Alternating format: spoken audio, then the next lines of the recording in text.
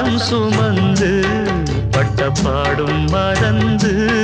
பிள்ளை செல்வம் பிறக்க அள்ளி கையில் எடுக்க